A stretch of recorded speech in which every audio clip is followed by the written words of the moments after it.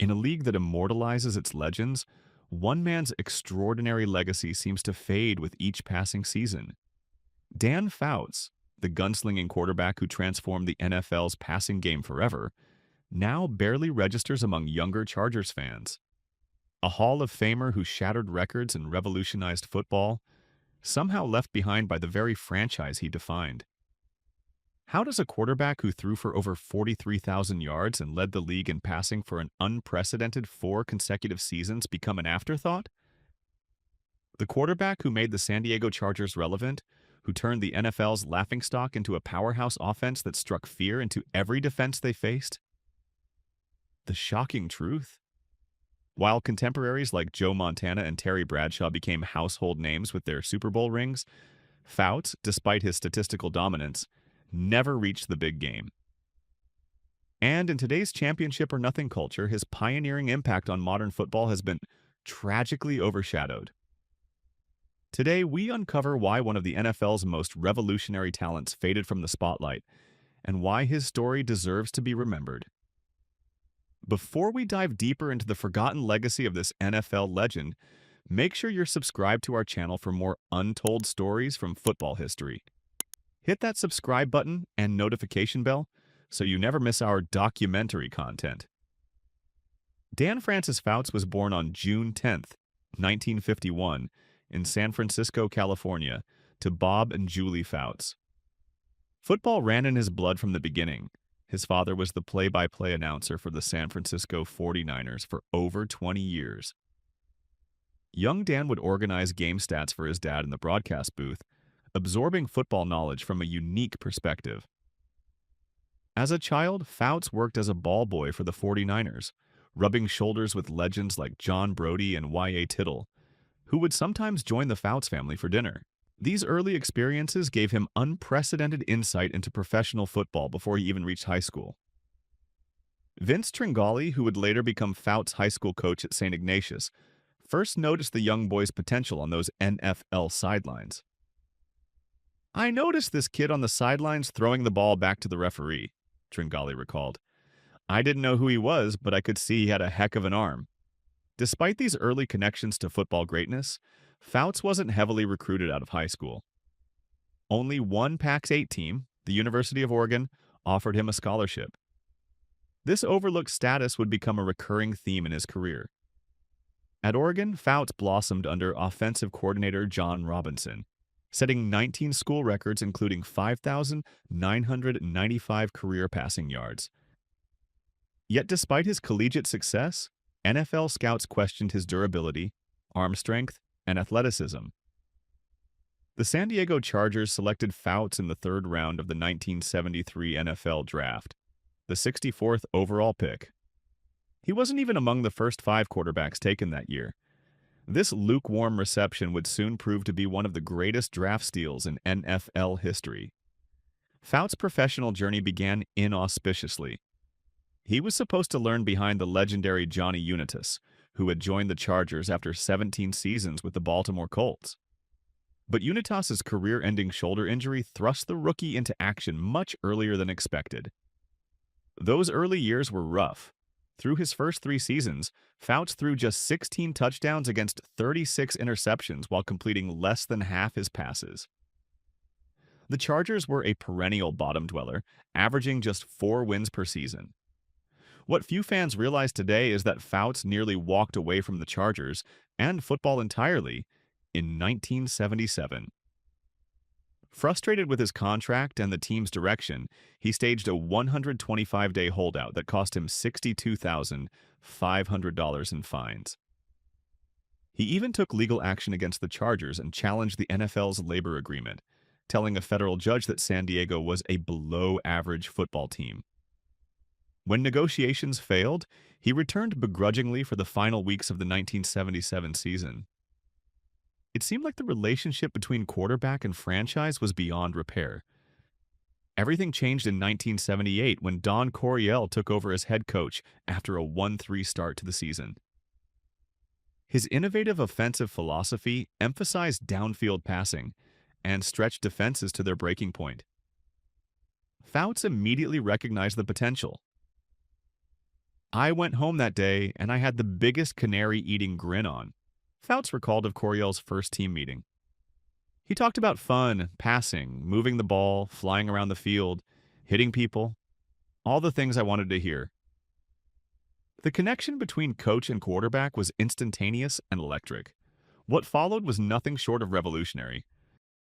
From 1979 to 1982, Fouts accomplished what no quarterback had done before or since. He led the NFL in passing yards for 4 consecutive seasons. In 1979, he broke Joe Namath's NFL record with 4,082 passing yards. He shattered his own record the following year with 4,715 yards, then broke it again in 1981 with 4,802 yards.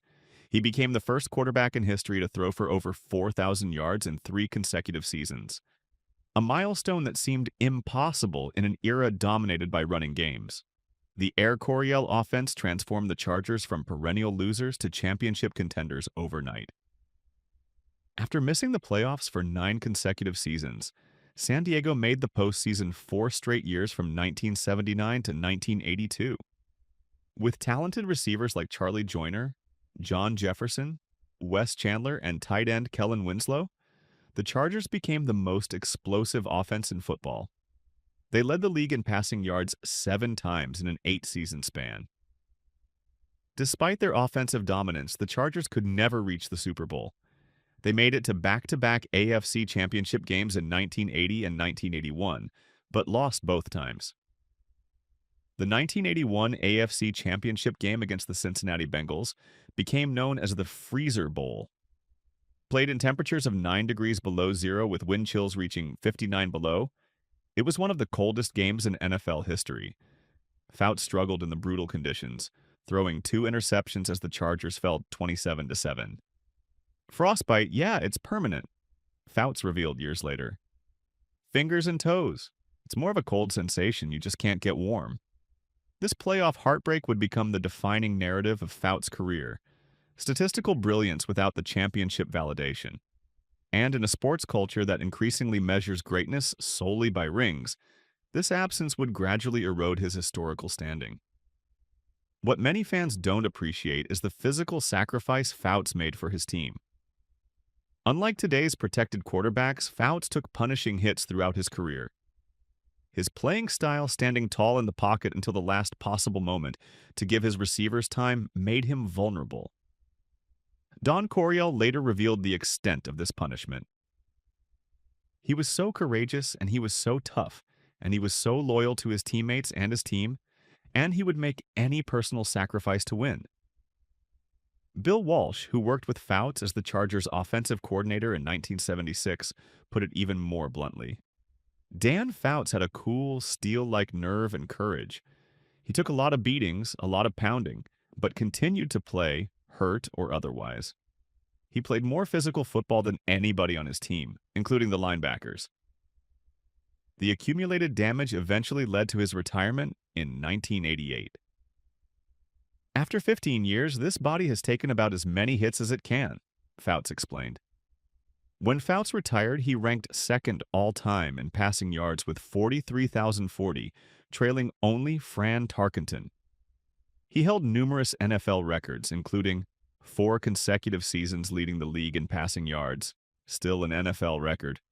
4 consecutive 300-yard passing games in the postseason, still an NFL record. 6 400-yard passing games, an NFL record at the time. The San Diego Chargers retired his number 14 jersey in 1988, and he was inducted into the Pro Football Hall of Fame in 1993, his first year of eligibility. These honors should have cemented his legacy. So why isn't Fouts more celebrated among today's fans? The most obvious explanation is the lack of a Super Bowl appearance.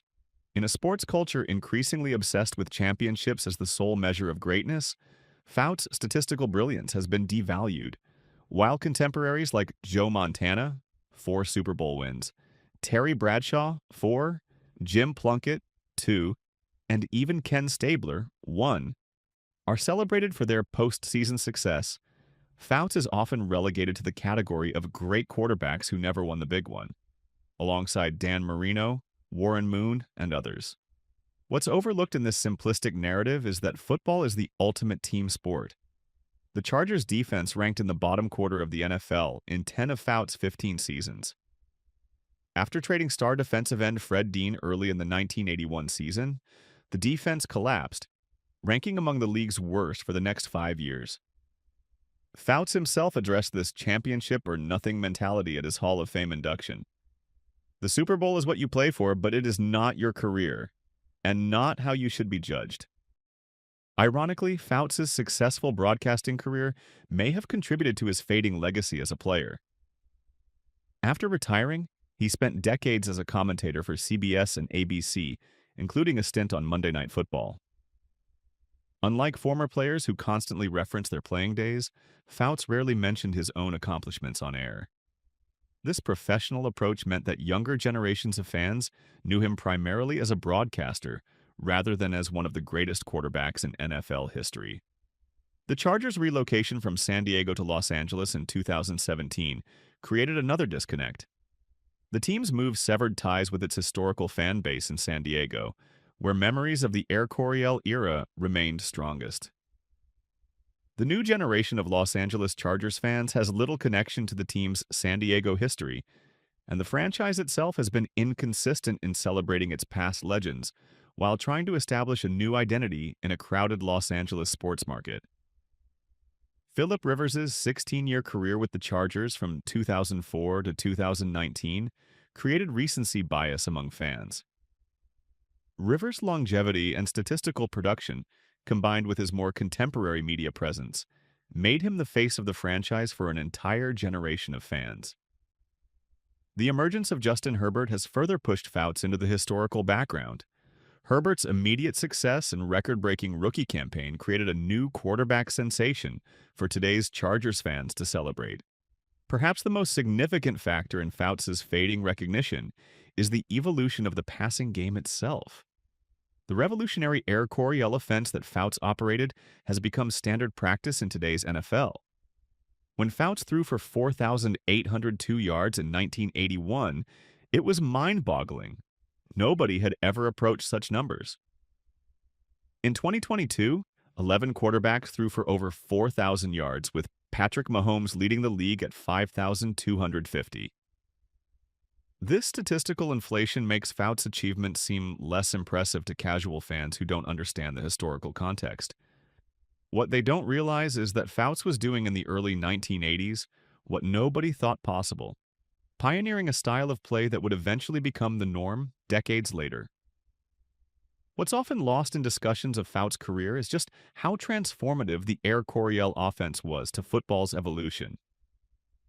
Elements of Coryell's system, option routes, utilizing tight ends as primary receivers, empty backfields, and the exploitation of the middle of the field are now fundamental to modern offensive football. Bill Walsh, who would go on to win multiple Super Bowls with the San Francisco 49ers, credited his time working with Fouts in San Diego as influential to the development of his West Coast offense.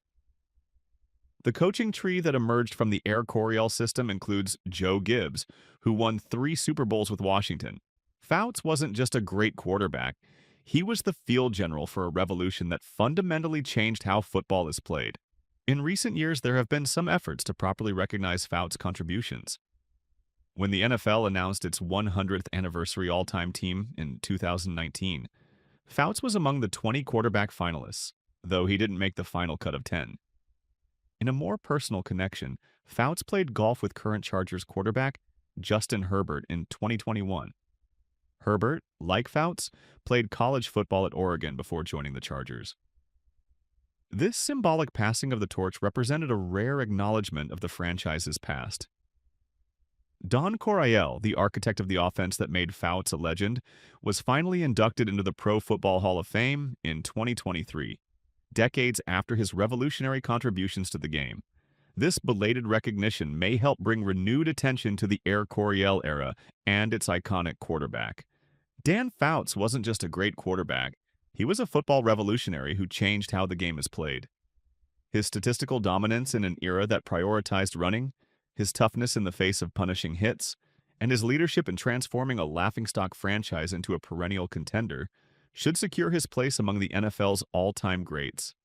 The absence of a Super Bowl appearance shouldn't diminish his legacy. As football evolves and statistical context becomes more appreciated, perhaps a new generation of fans will rediscover the gunslinger who made the impossible seem routine long before anyone else. Fouts himself likely isn't concerned with his historical ranking. When asked about being overshadowed despite his achievements, he responded with characteristic humility. "I'm honored to even be mentioned in the same sentence with Johnny Unitas, but I still feel I've got no business being there." But the football world should know better. Dan Fouts deserves to be remembered not as a forgotten legend, but as one of the pioneers who made modern football possible.